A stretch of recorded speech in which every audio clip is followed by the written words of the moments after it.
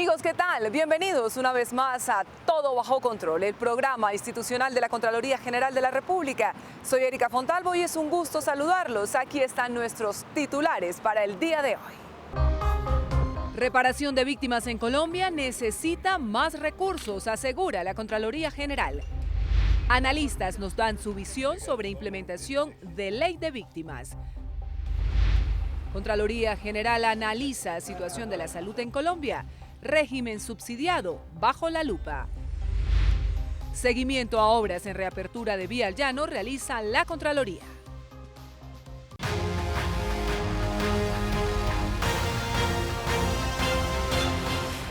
Hablar de atención a las víctimas en Colombia implica un esfuerzo presupuestal bastante alto. Así quedó evidenciado en una audiencia pública que se realizó en la Corte Constitucional, donde el Contralor General hizo claridad sobre los recursos necesarios para garantizar la reparación integral a esta población en todo el territorio nacional. Tras tantos años de violencia que ha vivido Colombia, oficialmente hay registradas más de 8 millones de víctimas en el país. Para la Contraloría General de la República, las víctimas representan los actores más importantes del posconflicto, pues encarnan ese testimonio vivo de un país que ha sufrido con la violencia porque merecen esa atención integral precisamente del Estado. La Ley 1448 fue creada en 2011 para la atención, asistencia y reparación integral de todas las víctimas del conflicto armado. La ley tiene una vigencia de 10 años y cuando queda poco tiempo para que se cumpla dicho plazo, varios expertos en el tema le solicitaron a la Corte Constitucional ampliar la vigencia de la normativa. Durante la audiencia pública en la Corte, el Contralor General Carlos Felipe Córdoba se refirió a los recursos que se necesitan para atender a las víctimas. Se estima entre el año 2019 y 2021 que se requieren alrededor de 115.9 billones de pesos para terminar efectivamente de reparar integralmente a las víctimas. Para la Contraloría General es fundamental definir si existen víctimas por indemnizar. Es imperativo realizar un costeo claro que determine con exactitud la totalidad de la población pendiente de atención y las fuentes de recursos requeridas para su financiamiento. De acuerdo a nuestra información, vemos que en atención psicosocial hoy hay 3.228.097 víctimas. De igual manera, en la medida colectiva vemos que hay 631.781 víctimas pendientes de atención. En cuanto a la indemnización administrativa, vemos que hay 764.269 hogares pendientes de atención. Según la Contraloría, también se deben definir los recursos que se necesitan para las víctimas, pues aunque con base en el COMPES de 2011 y 2012 se definieron 54 billones de pesos, dicho valor ya fue superado por el Gobierno Nacional. Según los cálculos de la Contraloría General al año 2019, se han invertido alrededor de 96.6 billones de pesos, por lo que se hace necesario evaluar el resultado de la inversión y determinar si el modelo de atención está ajustado a los requerimientos de la población víctima. Para el año 2019 el gobierno asignó 14.9 billones de pesos para atender a las víctimas, un valor que según los expertos es inferior a los recursos necesarios. Donde se ampliará la institución educativa. Expertos en el tema nos dieron su visión acerca del futuro de la ley de víctimas. Su percepción es que este proceso puede durar 20 o 30 años más, ya que los estudios y proyecciones iniciales no dimensionaron la magnitud de este drama. Hay colados porque... Para los expertos, los derechos de las víctimas consignados por la ley no pueden estar sujetos a plazos. No atender a las víctimas es, por un lado, incumplir con el deber constitucional del Estado. No atender a las víctimas es incumplir con los acuerdos pactados también con el gobierno colombiano. No cumplir a las víctimas es, de alguna manera, dejar una ventana abierta para que el conflicto se mantenga, porque la reparación a las víctimas es una condición también para la superación del conflicto y la construcción de paz. Ese plazo debe ser declarado inconstitucional. ¿Por qué? Porque si la ley reconoce los derechos y se establece un plazo, que es un plazo más para modular la respuesta, y está probado que no se ha cumplido, pues no se pueden eliminar los derechos, sino eliminar el plazo. La propuesta del gobierno de prorrogar la ley para poder atender a las víctimas del conflicto debe reunir varias condiciones, entre esas superar los problemas fiscales. Nosotros saludamos que el presidente Duque haya dicho que hay que prorrogar la ley. Tenemos temor de que si el presidente no tiene una decisión contundente de pasar un proyecto de ley simplemente diciendo se prorroga la ley de víctimas, muchos miembros de su bancada pretendan introducir reformas regresivas a la ley 1448. Entonces no nos sirve una prórroga que acaba con la ley. Necesitamos una prórroga que la mantiene e incluso que le da el potencial a esta ley para contribuir a la implementación del acuerdo de paz. Lo que no podemos aceptar es que a nombre de la prórroga vayamos hacia atrás, vayamos desconociendo o recortando derechos de las víctimas. Aquí no tenemos un problema de que el país no tenga recursos, sino que no tiene una dinámica distributiva y una voluntad política de financiar los derechos de las víctimas. Debe haber una manera de que se privilegie el deber que hay con las víctimas, además porque no es solamente un deber de ley, sino es un deber moral, un deber ético, cumplirle a las víctimas, y el asunto fiscal se tendrá que resolver.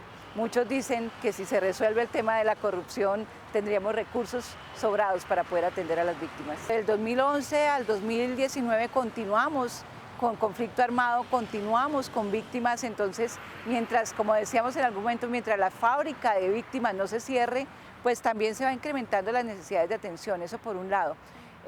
Pero no es sencillo atender las víctimas. La reparación integral es un asunto muy complejo que tarda muchos años, que contempla medidas económicas, pero también medidas simbólicas. De acuerdo con los expertos, para que el Estado pueda cumplir con la reparación de las víctimas de la violencia, se requieren mínimo 20 años más.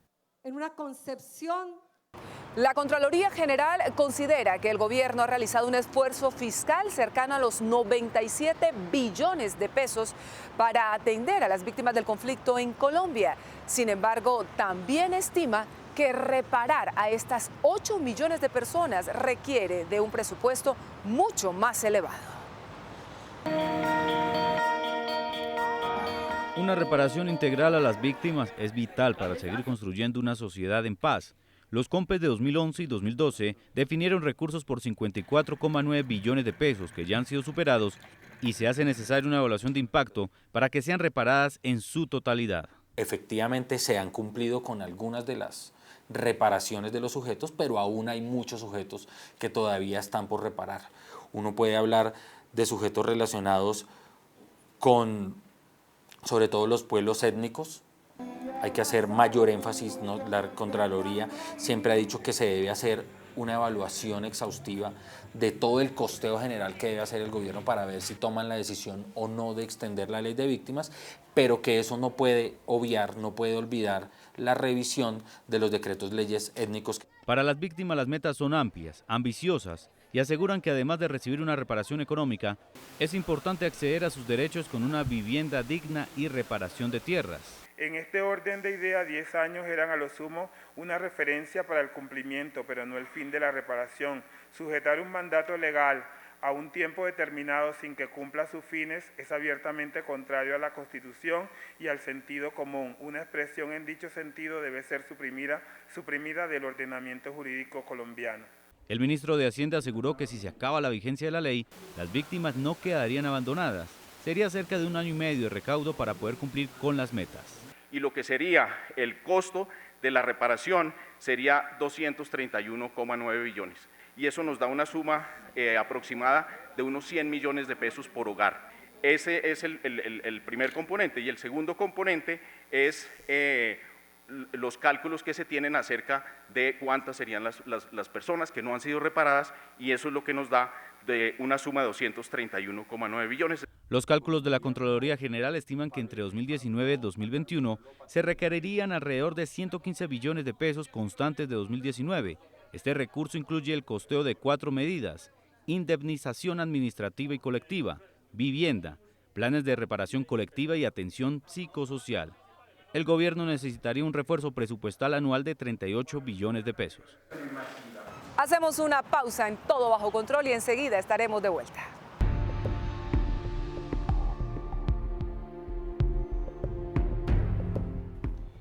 Listo, estos son los materiales con los que vamos a trabajar. no vamos a utilizar estos materiales tan costosos. Mejor mire, acá está esto. Podemos cambiarlo por algo que nos beneficie más. ¿Se entiende? ¡Ey, corruptos! Pilas que van para redes. Contraloría General de la República. Contigo, todo bajo control.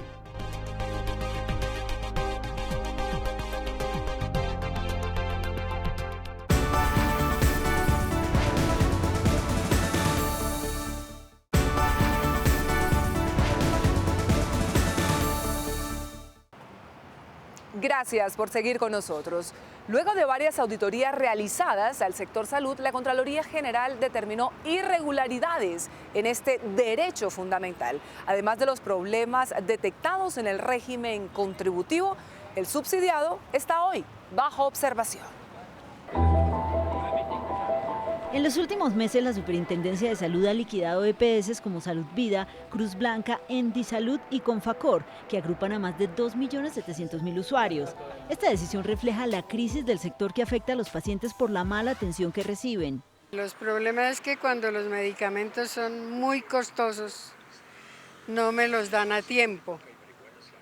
Entonces he tenido que acudir a tutelas. Lo atienden a uno, pero no le dan el medicamento, sino le dicen tiene que ir a autorizarlo, o si no va uno y se le vence la autorización y no le dan a uno nada de medicamento. Entonces, así esté uno enfermo, no lo van a atender. Consciente de este problema, la Contraloría General ha realizado un análisis de la situación de las EPS del país, especialmente las de régimen subsidiado, al que pertenecen el 48% de los colombianos, es decir, más de 22 millones de personas. En la investigación se encontró que la mayoría de EPS que atienden a esta población están intervenidas por el Estado. 19 de las empresas que se encuentran prestando el servicio de salud, que se encuentran intervenidas por parte de la superintendencia, tienen el 53% de los afiliados. O sea, hablamos de que 12 millones de personas se encuentran en empresas prestadoras de salud del régimen subsidiado, intervenidas y que están en riesgo de que puedan ser liquidadas. Este riesgo es muy fuerte, es muy alto, porque en el momento que se intervienen y llegan a liquidación, pues hay que buscar qué hacer con estos usuarios y llevarlos a diferentes empresas prestadoras. Y gran parte de las EPS del régimen subsidiado tienen graves problemas financieros. 22 de las 27 EPS se encontraban con un gran problema de recursos en el cual el presupuesto, su patrimonio es negativo. Y la suma a la que asciende es a 4.6 billones de pesos. O sea, es una suma muy alta, es unas deudas grandes que tienen también en el tema de los pasivos y que tenemos que revisar como Estado cómo solucionarlos para que no se generen más crisis. Luego de realizar varias auditorías, la Contraloría estableció que muchas de esas EPS invertían de manera irregular los recursos que recibían. Encontramos en Salud Vida que utilizaban el recurso para clubes sociales, pagos con recursos que no debían realizarse de gastos administrativos en salud, en las cajas de compensaciones como Confacor, algo en el cual cogían recursos de la salud para reinados, recursos de la salud para equipos de fútbol, dobles facturaciones. En Confasucre también vimos que pagaban actividades que no se realizaban, servicios quirúrgicos, servicios médicos, y pues en todas estas actividades pues ya empezamos a encontrar por dónde se va el recurso público. La Contraloría continuará analizando la situación de las EPS del país que tienen mayores problemas y presentará un informe de los resultados. Luego de la reapertura controlada de la vía al llano, la Contraloría General viene realizando un estricto seguimiento de las intervenciones que adelanta la concesionaria Coviandes. La recomendación está enfocada en preservar la vida de los ciudadanos. Inicialmente, la Contraloría realizó una auditoría en la que detectó hallazgos por más de 1.800 millones de pesos en el contrato de concesión firmado por Coviandina para la construcción de las obras de doble calzada Chirajara-Villavicencio, donde están los puntos críticos en kilómetros 46, 58 y 64, que ocasionaron el cierre de la vía al llano por más de 3 meses. Después de la reapertura controlada de la carretera, la Contraloría Delegada de Participación Ciudadana, de la mano de veedurías especializadas, lleva a cabo el acompañamiento a las medidas establecidas por el Gobierno Nacional para habilitar dicha vía. La tarea de la Contraloría Delegada desde Participación Ciudadana, el acompañamiento directo y la verificación con el grupo social para, con una información clara y oportuna, empoderarlos en un control de la gestión fiscal a través de veedurías serias, de veedurías técnicas, a través de escuchar las denuncias, que hoy por hoy indudablemente son muchísimo menores. Es claro para la Contraloría que la solución final no está a la vuelta de la esquina. Para el órgano de control es fundamental que la ciudadanía atienda las recomendaciones de las autoridades, ya que la reapertura de la vía es parcial y no hay una solución definitiva a la vista. No hay tránsito peatonal. No se puede. La montaña sigue siendo tan vulnerable como lo era el día que hubo el derrumbe. Todavía no ha sido intervenida. El tableestacado no es un capricho, el tableestacado es para resistir la caída de piedra. El movimiento de la montaña es evidente, es claro y es real y es necesario cerrar la vía. La idea es que no haya un muerto ni un herido. Diariamente desde Bogotá se despachan buses entre las 3 de la mañana y las 12 del día que han permitido aliviar la situación económica y social de la región. Sin embargo, las empresas transportadoras se ven seriamente afectadas. ¿Cuánto les ha bajado diariamente el flujo? Más o menos en un 30%. Un 30%. Tanto por el cierre de la vía, tanto por costos, cuando no hay paso, que se tienen que ir la gente por la vía Guateque o por Sogamoso. Ante la necesidad de desplazarse entre el centro y el oriente del país, los viajeros deben hacer sus temores a un lado. Pero igual tengo que ir porque ya tengo mi familia. Me da temor que de pronto vaya uno pasando, se derrumbe esa carretera. Eso es lo que más temor le da a uno. Pues los trancones a la hora de la verdad no, porque uno los supera. Pues hay un riesgo siempre es en manos de Dios que todo esté bien. Llegar allá que no esté lloviendo. Sí, le da un poco de miedo, pero bueno, pues vamos con la voluntad de Dios y listo. La Contraloría y las veedurías ciudadanas tienen como objetivo mantener actualizados a los sectores productivos de la región sobre los avances de las obras estructurales a mediano y largo plazo que garanticen el tránsito por este importante corredor vial. Veamos en segundos en qué anda la Contraloría General por todo el territorio nacional.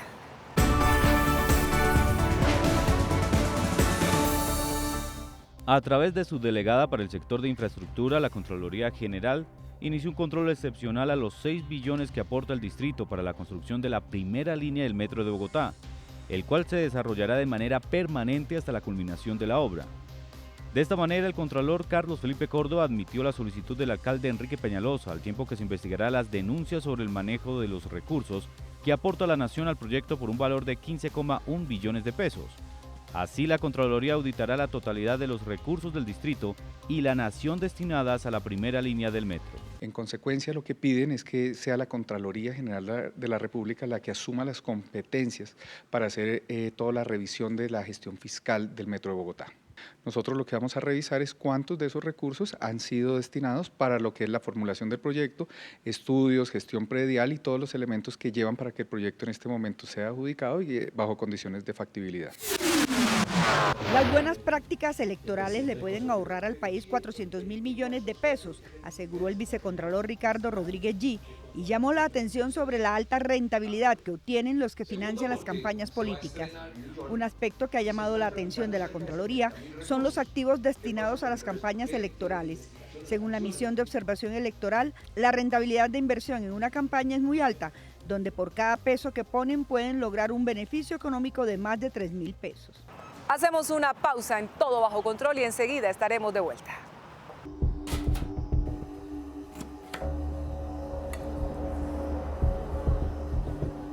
¿Así está bien la porción? No sea boba, nadie se va a dar cuenta. Sáquele un poco a cada plato, así lo rendimos y nos ganamos esa plática. ¡Qué belleza!, ¿no? Saluden que van para las redes. Contraloría General de la República. Contigo, todo bajo control.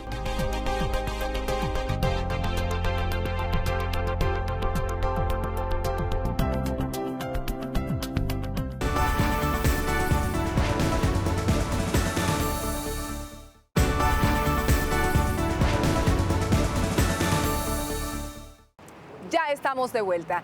En todo el país siguen los líos por los colegios inconclusos. En Cali encontramos otro plantel que fue demolido y aún no se reconstruye, lo que tiene afectados a estudiantes y padres de familia que disfrutaron durante 50 años de sus instalaciones.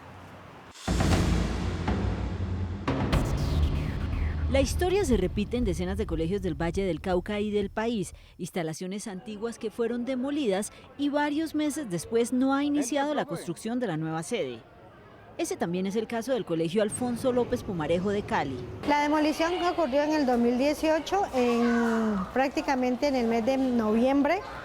Nos metieron toda una presión para que desocupáramos la escuela porque ya venía la constructora que iba a tomar posesión del terreno para poder generar la infraestructura nueva.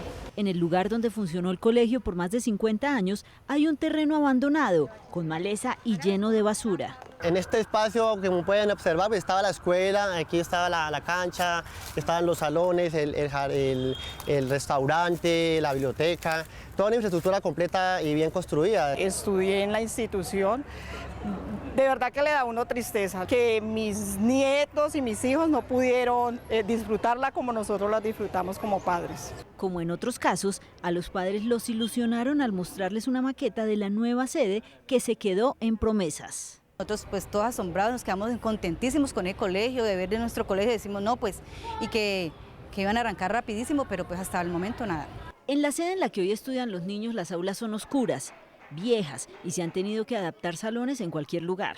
Como se encuentra la sede, pues se pasan muchos bichos, animales, roedores a esta sede y pues en las horas de la noche se meten personas, se podría decir que ladrones. Los niños que estudiaban aquí cerca tienen que trasladarse a varias cuadras de aquí, 15, 20 minutos, y son niños de 6 y 7 años. Hemos perdido niños, o sea, niños que han salido de la escuela. Nosotros teníamos 670, 680 y en este momento no tenemos sino 514 niños matriculados oficialmente. Al parecer los problemas en este colegio iniciaron con el cambio del contratista. Inicialmente llegó una constructora a demoler la escuela que se llama Graña Montero. En enero, cuando llegamos de vacaciones, ya no era Graña Montero, sino que era Mota Angel quien iba a tomar posesión de la construcción.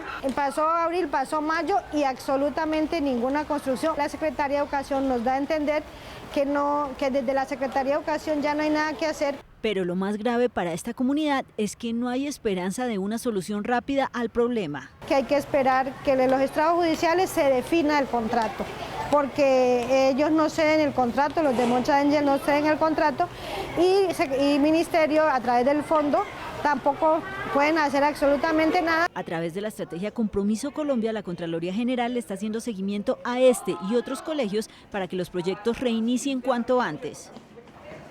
Por todo el territorio nacional, la Contraloría General cuenta con funcionarios comprometidos con la entidad que realizan una valiosa labor motivada por sus deseos de servir. En la capital del Cesar encontramos una bogotana con alma vallenata, que es ejemplo para todos sus compañeros. Valledupar es mi ciudad de bendición. Valledupar es una ciudad hermosa. No soy de aquí, pero amo esta ciudad por su arborización, por su gente principalmente. Es una gente muy hospitalaria, por su cultura, por su comida y por su festival vallenato, tengo que decirlo. Ha sido impresionante el crecimiento de la Contraloría en los 18 años de trabajo que llevo vinculada a esta entidad. Y a partir de allí ha iniciado un crecimiento exponencial tecnológicamente, también profesionalmente. Es una entidad que prepara mucho a su talento humano. Conozco a la compañera Iliana pues hace muchos años. Gracias a Dios hemos contado con su valiosa participación en los temas de auditorías. Es un tema que es muy complejo. Puedo decir que la mayoría del profesional de la Contraloría es un profesional honesto y leal que hace su trabajo profesionalmente con toda la ética y los valores pertinentes. Conozco de su entereza, de su desempeño y de su espíritu por mejorar día a día en nuestra institución. Muchas veces encontramos en nuestras auditorías que las obras están allí, pero llegamos nosotros y les da temor el que llegue la Contraloría y empiezan a hacer cosas, a moverse la administración municipal o la administración territorial por tratar de mover nuevamente esos proyectos. La Contraloría ha venido con su trabajo promoviendo y haciendo que no se pierda el recurso, sino hacer simplemente un control preventivo sobre las obras que se están ejecutando para que se lleven y sean de beneficio para la sociedad. Llegamos por hoy al final de Todo Bajo Control. A ustedes muchas gracias por habernos acompañado una vez más y a quienes nos están enviando de manera permanente sus mensajes a través de redes sociales, por favor, no dejen de hacerlo. Aprovecho para recordarles que la entidad ha habilitado una línea de atención al usuario totalmente gratuita, la 018-910-060, que está lista, preparada, dispuesta para recibir sus peticiones, quejas y reclamos. También pueden llevar a cabo sus consultas en la página www.contraloría.gov.co. En redes sociales nos encuentran en Facebook como Contraloría General de la República y en Twitter @CGR_Colombia. Con todo este equipo ya estamos preparando para ustedes la mejor información de primera mano. Y recuerden que tenemos todo bajo control.